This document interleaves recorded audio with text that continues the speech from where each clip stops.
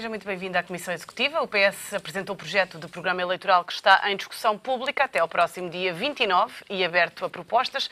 Nos dias 5 e 6 de junho vai haver uma apreciação e votação do documento final na Convenção Nacional do Partido Socialista. Hoje, na Comissão Executiva, olhamos para as medidas em cima da mesa.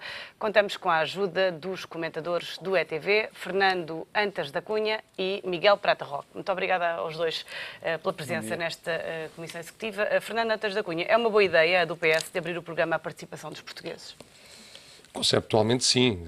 Tudo o que tenha a ver com discussão e com a proteção de boas medidas da sociedade civil parece-me que é uma boa ideia e, mais do que tudo, é ir ao encontro daquilo que é uma tendência global, em particular dos países da Europa, onde nós vimos os movimentos de cidadania transformarem-se em partidos políticos e que cada vez mais vão ganhando força e cada vez mais representatividade dentro dos parlamentos dos vários países.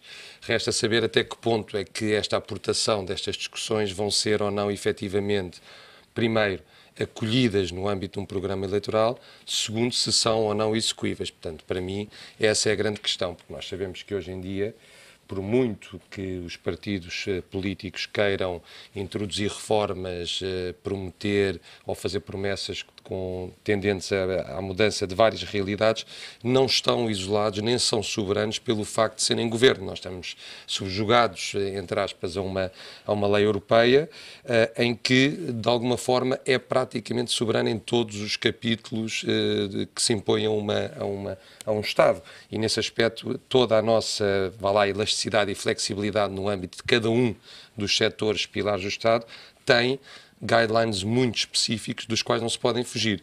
E por isso, embora tenha lido na forma diagonal aquilo que são este primeiro programa ou este primeiro projeto do PS, em que algumas medidas me parecem francamente positivas, mas de uma forma geral mantém-se aquilo que é típico neste tipo de programas. É muito generalista, não se consegue perceber exatamente em que medida é que podem muitas destas propostas vir a ser aplicadas na prática. Miguel Prata Roque, é uma estratégia política e de comunicação inteligente esta do PS. Primeiro apresentou o programa para a década, agora o projeto de programa eleitoral, que está em discussão pública, enfim, aberto à participação de todos os portugueses. Certo, bom dia aos dois. Em primeiro lugar, também devo notar que isto ainda não é o programa definitivo, porque, aliás, há um aspecto curioso que é, este programa começa no 4º capítulo, porque há 3 outros capítulos que ainda não estão desenvolvidos no documento. Um desses capítulos é o capítulo relativo à convergência com a Europa e com a política externa. Outro capítulo é também a economia e o emprego. Portanto, mesmo aquele documento que já circula e que o PS disponibilizou para discussão pública ainda não encerra todas as medidas que eventualmente constarão desse projeto eleitoral.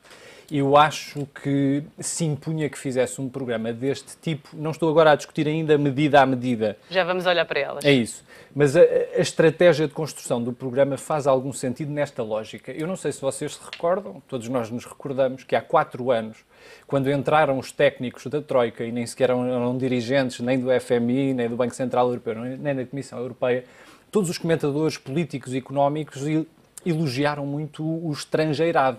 Nós, em Portugal, temos sempre esse fascínio pelos estrangeiros. O que vem de fora é sempre melhor do que o que cá está dentro. E esse programa, toda a gente ficou fascinado, porque era um programa com vários bullets, com várias tabelas Excel, com a quantificação de medidas, com um cronograma com as datas em que as medidas deviam ser executadas.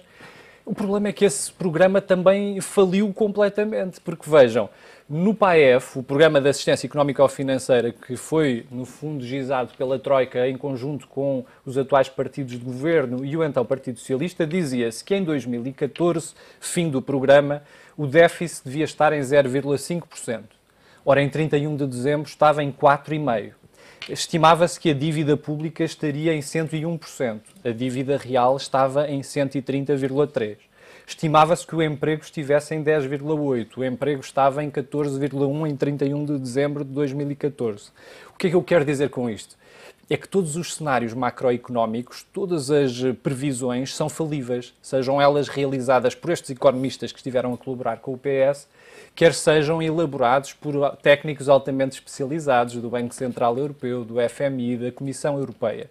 E eu, aliás, aqui eu percebo esta tentativa do PS de começar pelo cenário macroeconómico e só depois ir ao detalhe do próprio programa e das medidas, mas acho que é importante também que a política volte a ganhar espaço e que a economia se sobreponha às finanças. Esta lógica de que primeiro temos técnicos em finanças públicas que dizem o que é que vamos fazer e depois as medidas adequam-se a essas mesmas perspectivas macroeconómicas pode ser perigoso.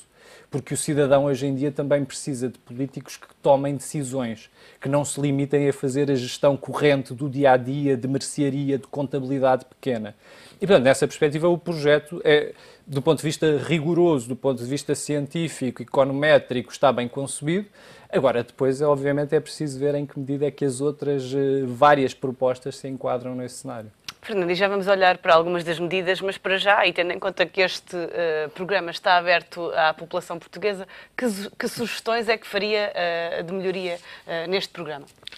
Eu acho que a primeira determinação que deve ser feita por todos os partidos que neste momento novamente estão a apresentar-se e estão a apresentar programas de governo é qual é que é a base de partida.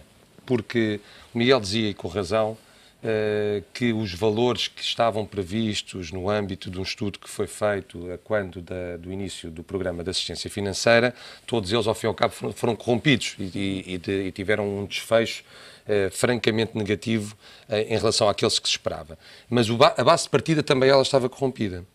Eu estou completamente à vontade para falar disso, porque não tenho qualquer tipo de conotação política, seja ela qual for.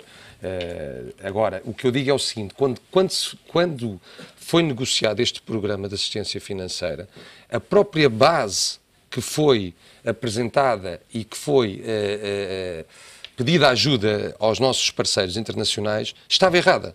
E isso impôs a que medidas boas, outras más, umas que eram possíveis, outras que eram impossíveis, teve que ser tudo readaptado e que fez com que, ponto número 1, tivéssemos aquela típica noção de que o Governo não cumpriu o que prometeu.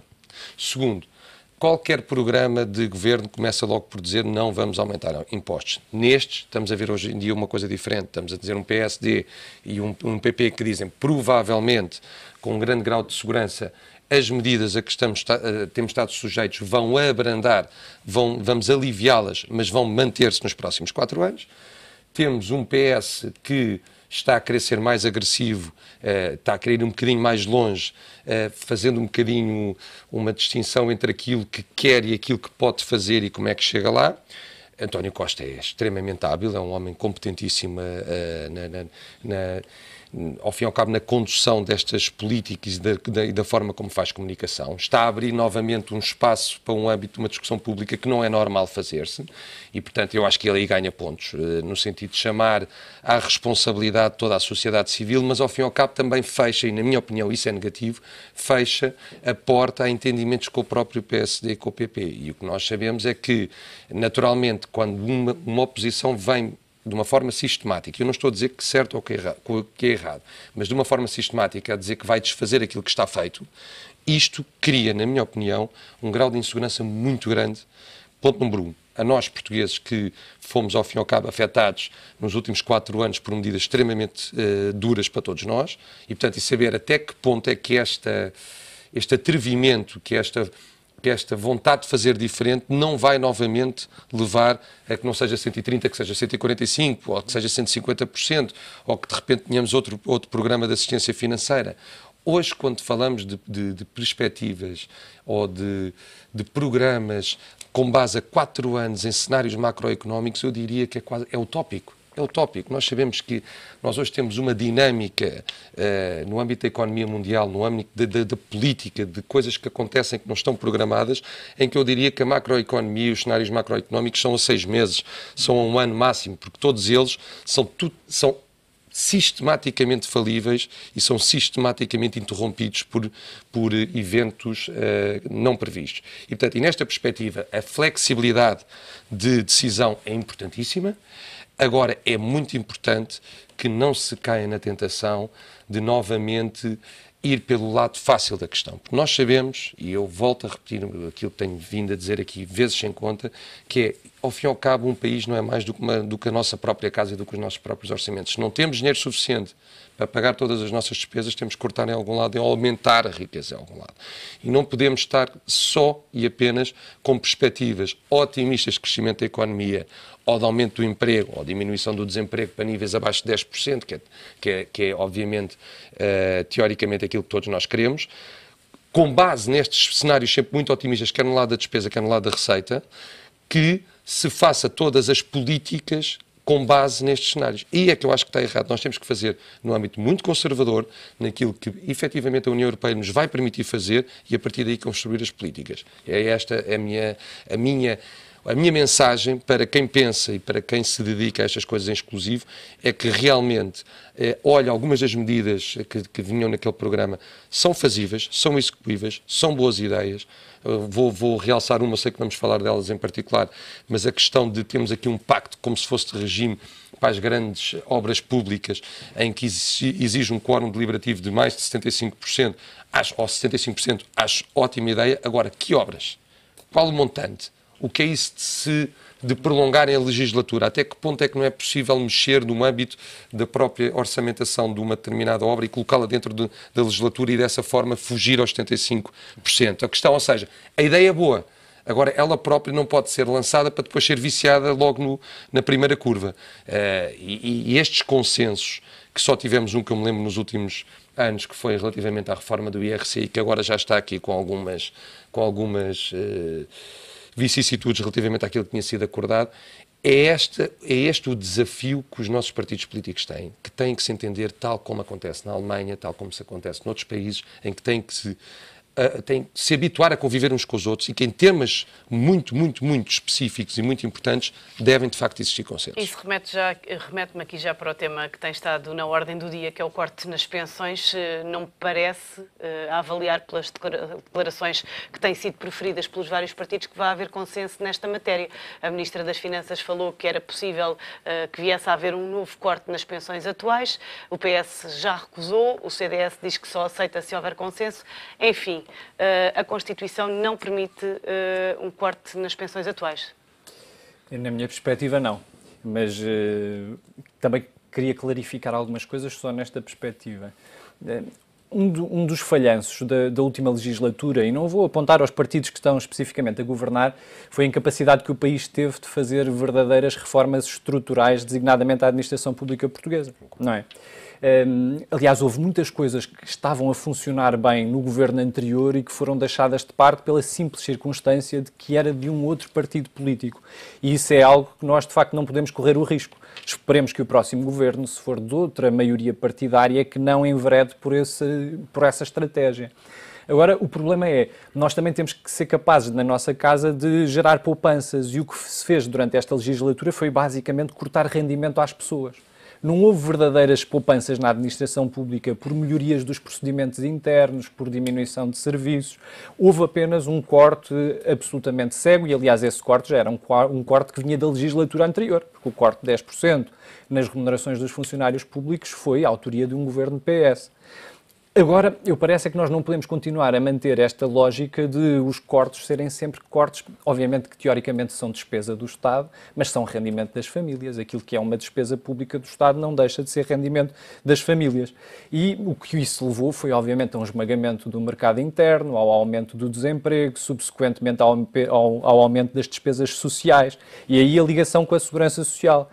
À medida que foi subindo a taxa de desemprego, foram caindo também as contribuições para a segurança social. E depois houve em Portugal um fenómeno curioso, que foi o despedimento de várias pessoas e depois a contratação passada alguns meses das mesmas pessoas para as mesmas funções, mas com remunerações inferiores, com maior precariedade nessa mesma relação laboral. Em relação à segurança social, o que é que se está a passar? O principal déficit na segurança social neste momento é a Caixa Geral de Aposentações e não propriamente a segurança social. Um dos principais problemas da segurança social neste momento é precisamente isso, a falta de contribuições, porque tem diminuído a população ativa. Na Caixa Geral de Aposentações, o que é que acontece? Desde 2005, que todos os funcionários públicos que entram para a administração pública não estão sujeitos à Caixa Geral de Aposentações. O que quer dizer que estão a trabalhar funcionários públicos desde 2005, todos os que foram contratados desde então, e que descontam para o regime de segurança social, não para a Caixa Geral de Aposentações. Portanto, há aí, de facto, e quando a Ministra das Finanças fala num corte das pensões, verdadeiramente elas não disse tudo. É um corte nas pensões do setor público, um corte nas pensões da Caixa Geral de Aposentações. O Tribunal Constitucional já apreciou essa medida, de facto. E aquilo que tem sido, reparem, é que todas as leis, desde 1972, estamos a falar de legislação aprovada por Marcelo Caetano, que há sempre uma norma transitória nas leis que alteram os regimes de segurança social. E a norma transitória diz sempre, ficam ressalvadas as situações anteriores. E ao longo de décadas, o legislador fez sempre isto. E o Tribunal Constitucional e os tribunais portugueses também. O Tribunal Constitucional, aquilo que tem estabelecido como sagrado é assim. Quando uma pessoa atinge os requisitos de lei, por exemplo, tem 40 anos de descontos, de acordo com a lei vigente àquela data, pode aposentar-se. O que diz o Tribunal Constitucional é, a partir do momento em que a pessoa adquire esse direito, não mais é possível interferir, porque isso, obviamente, violaria o princípio da confiança jurídica. Porquê? Porque, à partida, uma pessoa aposentada não tem as mesmas condições que tem alguém em idade ativa para... Não consegue recuperar o rendimento. Exato, não consegue trabalhar. Por exemplo, no setor público há, aliás, uma proibição de cumulação com rendimentos de pensão e rendimentos de trabalho. Mais um desfazamento em relação ao setor público e ao setor privado. E o PS defende exatamente a convergência total nas regras das pensões. Certo, com a qual concordo. Não há, neste momento, razões para que haja um regime para a Segurança Social geral e um regime para a Caixa Geral de Aposentações. Mas o que é que, por exemplo, o Tribunal Constitucional disse que era inconstitucional em relação à tentativa de reforma deste Governo? É que este Governo não quis aplicar o regime geral da Segurança Social à Caixa Geral de Aposentações. Não. Aquilo que propôs foi um corte cego de 10% em todas as pensões da Caixa Geral de Aposentações e a diminuição do quantitativo do salário para 80%, ou seja, só 80% do salário auferido é que se poderia ser alvo, no fundo, havia uma taxa de substituição entre o salário e a pensão só equivaleria a 80% do salário. Feitas as contas, o Tribunal Constitucional descobriu que, afinal, esse sistema era mais desfavorável do que o próprio regime geral da Segurança Social. E, portanto, o PS diz neste programa duas coisas. Em primeiro lugar, compromete-se a não afetar as pensões em pagamento. Essa é clara como água. Depois, para além disso, propõe convergência integral entre o regime da Segurança Social e a Caixa Geral de Aposentações. Para a frente, todas as regras de um regime e de outros serão simultâneas. E depois é o problema do financiamento, esse eventualmente aquele que é mais polémico.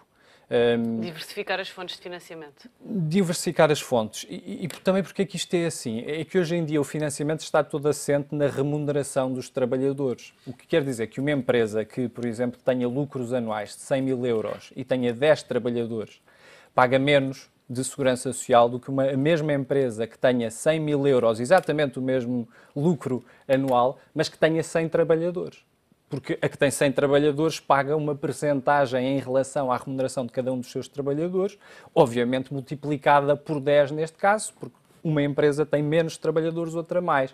O objetivo do PS, a meu ver, é premiar as empresas que criam mais emprego e, portanto, que têm mais trabalhadores.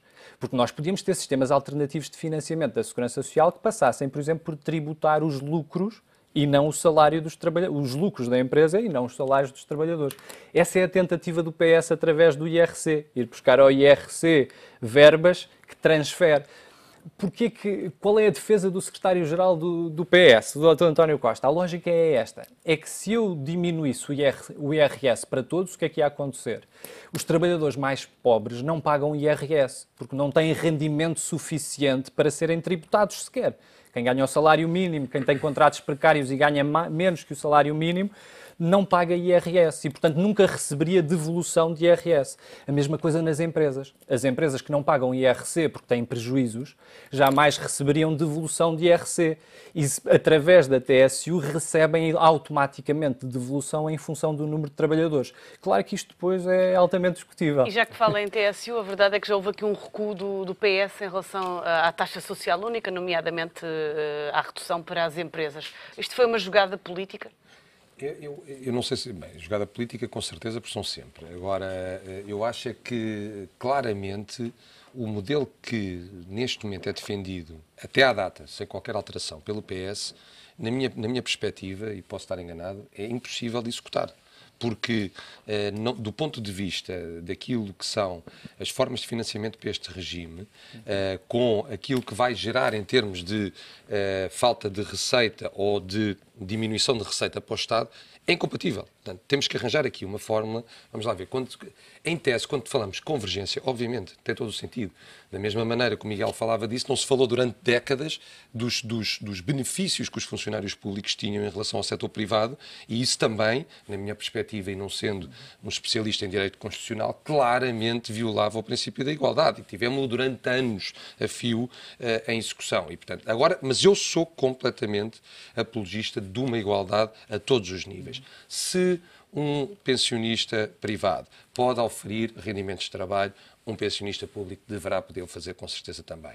Se temos uma determinada regalia no setor privado ou no setor público, ela deve ser exatamente igual do outro lado, porque não tem qualquer tipo de sentido que não seja assim. Portanto, em termos conceptuais e sem ligar a qualquer história do direito português, ou seja do que for, é assim que deve ser, porque é esse o regime que nós devemos viver. Agora, a questão é como é que isto se faz?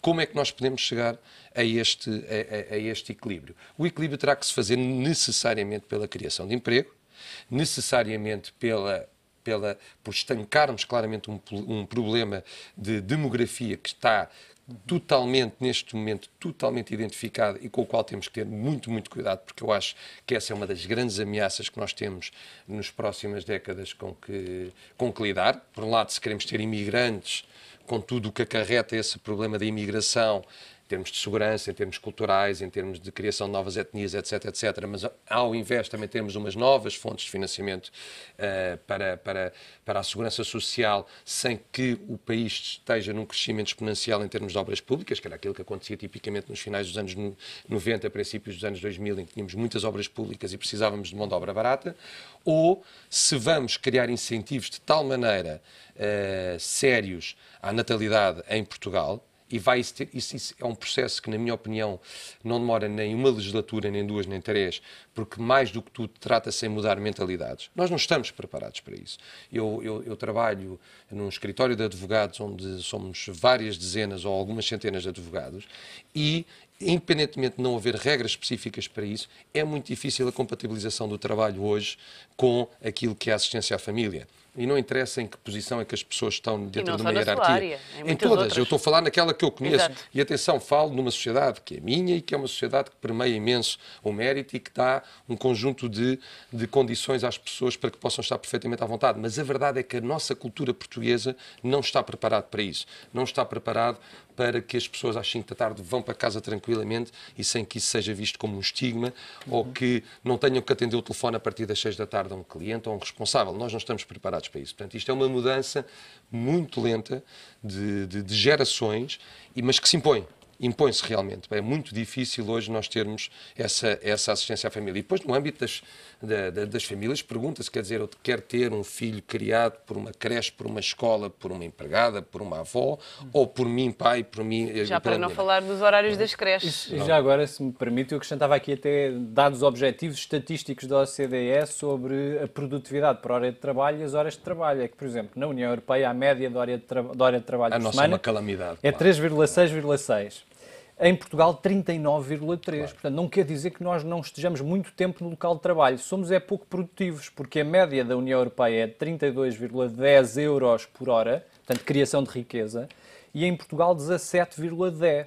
Por exemplo, portanto, na Dinamarca... mais horas e é menos produtivo. Por exemplo, na Dinamarca, 53,40. Na Irlanda, em que temos um país relativamente idêntico ao nosso, do ponto de vista da estrutura social e económica, 48,1. Mas, Miguel, uma das coisas que é importantíssima é que estes dados que estão a ser ditos e com os quais são dados e que são objetivos, quem concorre em Portugal para que estes números sejam assim, não são os trabalhadores de classe baixa. Porque esses nós vamos ao supermercado e vamos ao Continente e vamos, etc. Têm os horários, saem, vão para casa, fazem... Não, estamos a falar das classes médias e médias altas, naquilo que são as empresas intermédias, onde aqui é que se está 12, 13, 14 horas dentro da mesma empresa e que realmente todos nós temos uma sensação, é que trabalhamos imenso, que não conseguimos trabalhar mais, achamos sempre que os outros trabalham muito menos do que nós. Mas a produtividade depois não é que está a produtividade? Com... E já agora também aproveitava isso por causa das 35 horas na administração pública. Vou deixar esse tema para depois de um curto intervalo, que eu calculo que seja um tema onde vamos passar algum tempo. Fazemos então uma curta pausa nesta Comissão Executiva. Até já.